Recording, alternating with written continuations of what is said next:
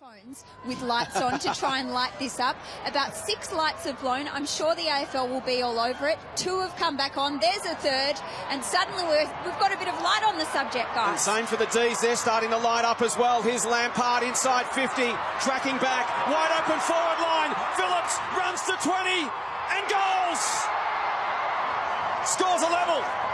They're moving it inside 50 quite quickly too, which is giving their forwards a chance and putting a lot of pressure on the Bulldogs. And when you do that, you get your secondary stoppages. Berry with a second opportunity to shoot on goal. This time it's vacant, and she finds it, and the D's have the lead. Control of this contest right now. What can the Dogs do to wrest back the momentum? Boyd to Paxman, immediately tackled by Gogos, but she released it to Pearce. Pearce will go inside 50. Out on the lead is Mifsud. 1-3-0 and a couple out on the full so far for Melbourne, but they're dominating the term and might keep it in their attacking zone. Daisy Pearce getting busy, off to O'Day, sets sail for home from 40 and hits the post. And the forwards in front gets a free. Long kick in from Hannah Scott. Hickey came over the top of the contest, fisted to ground.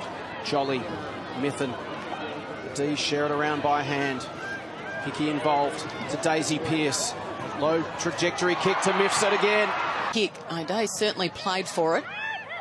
Lampard fires it back to Pearce. Can she open it up to Mifsud? This is good stuff. O'Day backs herself. Can she score the first goal for the afternoon? She can, and that is the first telling goal. Football, there's been, I can't remember a tackle that hasn't stuck either. The tackling has been fantastic, and certainly one team will.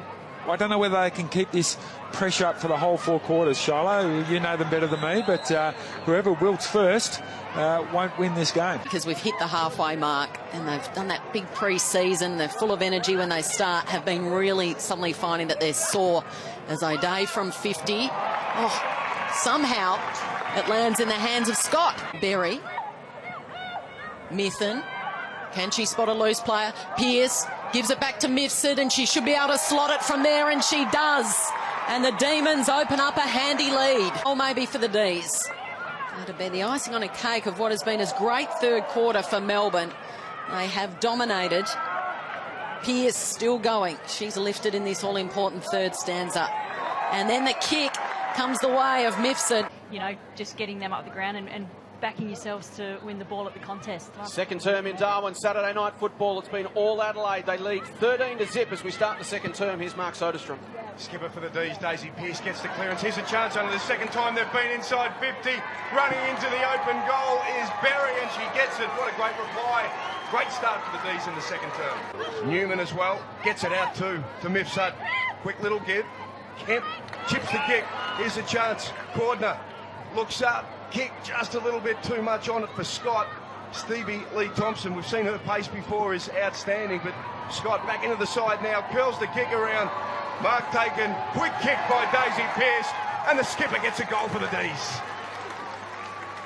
Now, I can also tell you that that quad injury, she suffered it in that win when she was best on ground, and she kept on playing, Kelly. Okay, thanks. We'll catch up with Cara Donnellan at half-time. We're underway here. It's a big afternoon for Melbourne, and what a start. It's Dre again. She's like a brick wall back there at the moment. Look out, Cranston. She's got Miller in her sights, and now Cranston can mop up unselfishly. It's a 2-on-1. Pickett, Daisy Pearce, handballs over the top to Berry, runs into an open goal, and they're piling it on, the Demons. From the Dockers. Emerging with it is Kemp. Puts it on the right boot. Tough one to read. At the back, though, is Daisy Pearce, and she can set up Newman, who slots it home. Alicia Newman, she's a postie Monday to Friday, and she delivers on this occasion. How was the use? Just drop the mark. Cranston will try and rip the ball away, use that power and strength. Gets her arms free. Paxman, nice build up by the D's. Pearce, well done. Gets through too. Has Tegan Cunningham in a bit of space. Is able to gather. Oh, the two basketballers combined. Newman has a player in the goal square. It's Shelley Scott, and she'll walk into an open goal and kick the D second. Too far out to score, so she'll go to the top of the square, coming across Hildebrand. You know how courageous she is. And here's Pearce, first chance, kick a goal, her first for the year. Well, that's the start Melbourne needed. Led by their skipper. Melbourne have the first goal on the board early here tonight. Goal yet this season. Will send it around. The breeze will bring it back. Didn't get the distance. Newman. Oh, great desperation again by Lutkins. Hasn't she been magnificent? Pearce going for a second. Oh, Daisy Pearce. The skipper's got two. And the Demons can kick away early in this first term. A bit of the ball, that's Lauren Pearce, not the skipper. Scott, quick hands, can she hit a teammate? Here's Daisy, throws it on the boot. Cunningham in a one-on-one, this is dangerous for Addard again. It'll sit here for Cunningham, outside of the boot. It's 2 in a minute for the D's, and they've come to play. Knew the Demons player was coming, she swept in their brush, was able to trap the ball. Oh, Pearce! Daisy Pearce launches. Okay. Staunton might not yet be finished yet. Kate looking, flying in from the side. Oh, that's a strong defensive mark taken by the skipper, Daisy Pearce. Standing up when her team needs her in the dying minutes here. It's going to be high drama these final 4 minutes. Yeah, leadership and class.